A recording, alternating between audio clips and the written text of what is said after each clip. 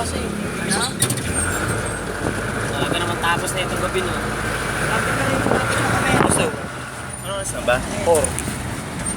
4.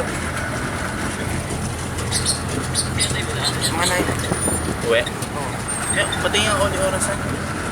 Baliktad yan. 4 na. Mga na yata uwi namin. Oo nga eh. Umaga naman. Ikaw kung may paso ako. 9 ng umaga. Loyal sa trabaho to. Gaga, chip to no?